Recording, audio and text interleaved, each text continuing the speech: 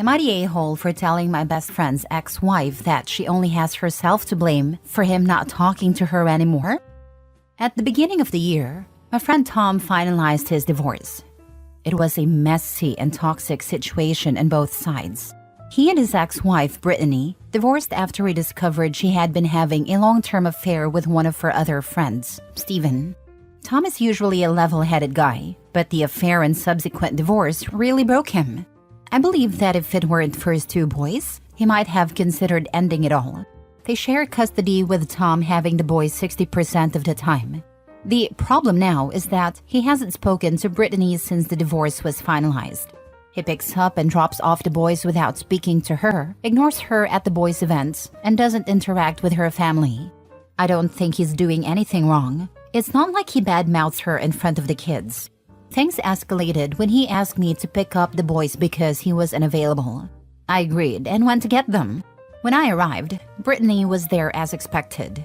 I greeted her and called the boys over. After they got in my truck, she asked if we could talk. Thinking it was about the kids, I agreed. To my surprise, she broke down crying, saying she knew what she did was wrong, but that Tom couldn't continue to be this cruel. She claimed he was ruining the last bit of stability the boys had, and that her family already hated her for the affair, especially her dad who saw Tom as a son. I told her she needed to consider the situation, especially since she was still with Steven.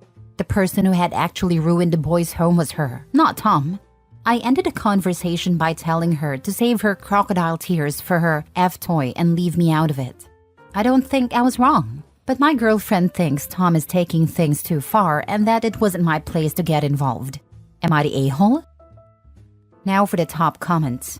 Not the a-hole. My in-laws divorced when my husband, 35 male, wasn't even 2 yet. His mom cheated. They had 50-50 custody his entire childhood. His dad hasn't spoken to her in over 30 years now, aside from one time when Hubs got in big trouble in high school for skipping class, and once right after high school when he had surgery for a hernia. What's fascinating is that neither seem to hate each other, at least now anyway.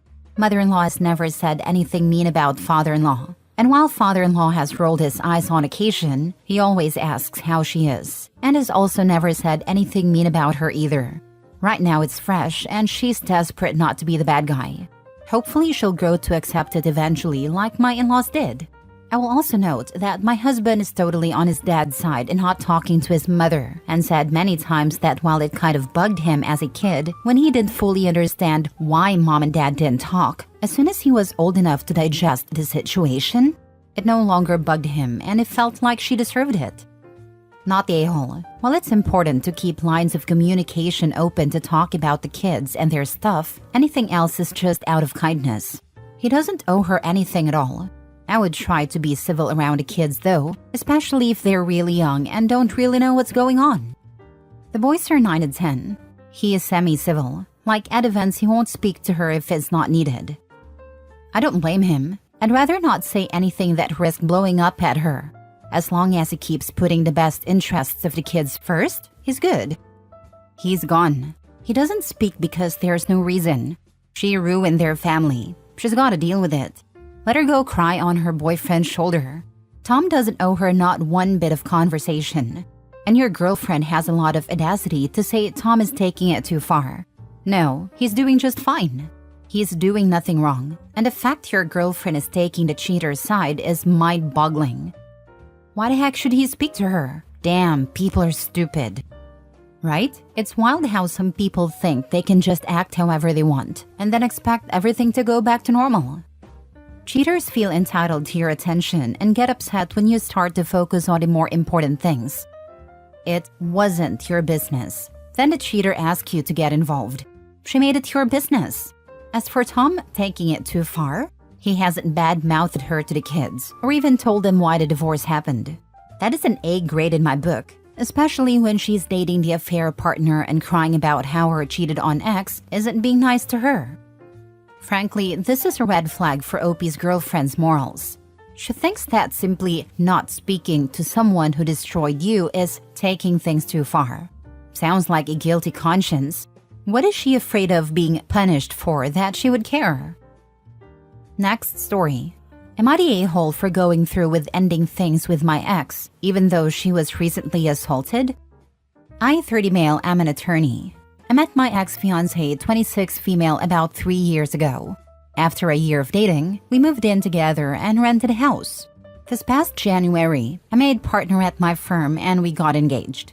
In March, my firm offered me a great opportunity to help open a new office out of state, about 3 hours away. After discussing it, I decided to take the offer. I bought a house at a new location. The lease in our old place was set to end this month, so the plan was for my ex to stay there until the lease was up and then join me. In the meantime, we saw each other nearly every weekend and talked every day. We had a Ring doorbell at the rental house. This detail becomes important later. My ex worked at an art gallery that featured a rotating selection of local artists. In May, I started noticing a man frequently stopping by the rental house, usually carrying a canvas or something similar. He never stayed more than 10 to 15 minutes. When I asked my ex about him, she explained that he was a local artist the gallery was working with, and that he was dropping off pieces for her to take to the gallery. The frequency of his visits started to bother me. My ex assured me that nothing was going on. In July, during one of my visits, my ex was in the shower when he called. I answered and his tone made me uncomfortable. After the call, I looked through their text messages, which were blatantly flirtatious. I confronted my ex, and she turned pale. She apologized profusely and promised to quit her job, assuring me that she would find a new one once she moved in with me after the lease ended. Since I make more than enough to support us, I agreed, and she quit her job. About a month and a half ago, my ex was involved in a car accident. She was driving my old car and was rear-ended. This was strange because she drove her own car over 95% of the time. However, my old car was the only one we had without GPS tracking. She claimed she was alone and headed to a restaurant she liked when the accident occurred. I requested a copy of the police report for the insurance claim, and the location of the accident didn't make sense for where she said she was going. When I confronted her, she admitted she had lied and was actually visiting the artist who lived in the neighborhood. She claimed she was there to see a new painting. I immediately broke up with her. I told her I would continue covering rent through the end of the lease, October 31st, but after that I would no longer provide any support. Our mutual friends have told me that she has been depressed and barely functioning since then. She does not drink because of some experiences she had in high school, but last weekend she went to a party with friends and got very drunk. A man took her to a bedroom and assaulted her. Someone overheard her yelling no, and the man was eventually arrested. This has obviously been a traumatic experience for her. She and our mutual friends are now asking me to offer her support, whether financial or otherwise. She has no job, no prospects, and none of our friends are in a position to take her in. I feel bad for her, but I don't think it's my responsibility to provide the support they're asking for. Am I the a-hole? Not the a-hole. I noticed you wrote she and your mutual friends want you to offer her some support. You already did, then she lied and you broke up. She is no longer your responsibility. Let her family and friends support her. Also, she doesn't drink normally and went to the party with her friends who knew that. Why weren't the friends watching her? They failed her then, and now want to pass her off to you? No. Sorry, it's horrendous it happened, but she betrayed you repeatedly and doesn't get to expect your support or help anymore. Not the a-hole. You broke up with her. The fact you're still paying rent confuses me. It sucks about what happened to her, but it's not up to you to be there anymore. I am on the lease for the rent house, so it is in my best interest to keep paying it, which is why I did it after the breakup. As much as it sucks that happened, not the a-hole. All those friends who are pressuring you needs to look at themselves. Why are they not offering her support, financial or otherwise?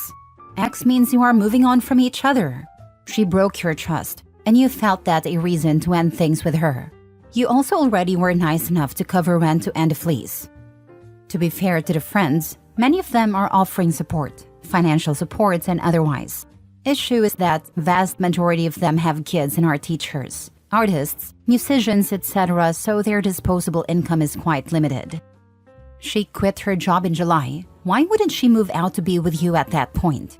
I mean, story-wise, obviously because she was cheating, but logically, y'all could have broken the lease early. Sounds like you're doing well financially. Or she could have moved to you and a friend, neighbor, or one of you could have checked up on the apartment from time to time. We thought about it, but there would have been some logistical issues because new house was being worked on. We had pets at my work schedule. The convo we had was towards the end of July. Her last day at the job was in August. Plus, I was truly reassessing the relationship after all of this. So I was not personally interested in accelerating the timeline. Next story. Am I the a-hole for telling my cheating wife a day before our daughter's graduation that I would be divorcing her? My wife and I have been married for 20 years, and we have an 18-year-old daughter who graduated from high school a few months ago. About 6 years ago, I discovered that my wife had been cheating on me. The affair lasted for a couple of months. I seriously considered divorce, but my wife was genuinely remorseful. She quit her job, started going to therapy, and committed to all the reconciliation steps I asked for.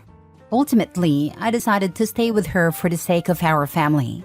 For about 5 years, things were actually going well. We had date nights, romantic vacations, and seemed to really love each other. However, in the 6th year, the affair resurfaced in my mind, and I just couldn't stop thinking about it. I finally made my decision after something my sister said struck a chord with me. She asked, "Would you really want to use the gift of life to spend it with someone who betrayed you so badly?" This conversation happened a few days before my daughter's graduation, and that's when I decided I couldn't do it anymore. The day before my daughter's graduation, I informed my wife of my decision and told her I would be filing for divorce soon. She was shocked and cried a lot, pleading with me to reconsider, but I told her my decision was final. The graduation itself was great, and I was very proud of my daughter. My wife appeared happy, but my daughter noticed something was off and asked why her mom seemed sad and was trying to fake a smile. I told her not to worry about it and to enjoy the day. The following day, I informed my daughter about the divorce. She was shocked and asked how I could do this to her mom right before graduation, suggesting that was why her mom couldn't fully enjoy the day. I told her it was none of her business and reassured her that, regardless of what happens, we will both always love her. Now my wife and I are going through the divorce proceedings. Am I the a-hole? Now for the comments. I get it's tough, but the timing was terrible. Your daughter deserves joyful memories, not family chaos on her graduation day. She'll remember this forever. Then told her it was none of her business. Yikes. Yeah, it's definitely her business. He had 6 years to decide, but it had to be the one day prior to her graduation. Definitely you're the a-hole. Are you having a midlife crisis? You forgave her. You waited 6 years? Did a young chick make it so these memories resurfaced? And then you made a graduation about the divorce. Your daughter will forever remember that. Yes, you're the a-hole. My daughter did have a really good time, and the graduation party was great too. We took lots of pictures, and I'm sure she will remember the day fondly. The next day, however, I told my daughter about the divorce because she kept asking me about why her mom seemed so down. I did not really want to break the news to her so soon after graduation, but I really had no choice because she wanted to know the truth. My daughter, of course, was really sad about hearing it, and she even broke down in tears. But divorce is just part of life, and both me and her mom still love her. She is at college now, and I'm sure she'll get over it soon. And I don't really have a midlife crisis for some other woman. I'm not even looking to date, at least for the next few years. My focus is on myself and my family of origin.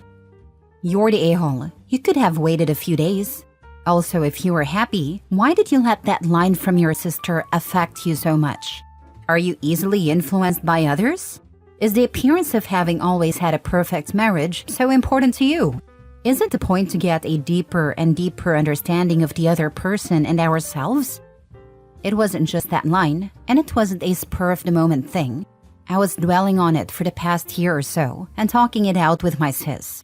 She told me that it was finally time I put myself first and that I deserved to be with someone who would unconditionally love me. Someone who would be there for me through thick and thin, and someone who would never betray me. Last story. Would I be the a-hole? Leaving my wife because she won't even try to find a job. My wife, 41 female, and I, 41 male, were both laid off this past spring, receiving a 60-day notice and severance package. I took a month off and began job hunting at the end of May. By the end of June, I had started a new job with great benefits and a good salary. My take-home pay is about $650 more per month than my previous job. My severance from my last employer will end around Thanksgiving. My wife's severance ended about a month and a half ago, but she hasn't bothered applying for unemployment or making any real effort to find a new job.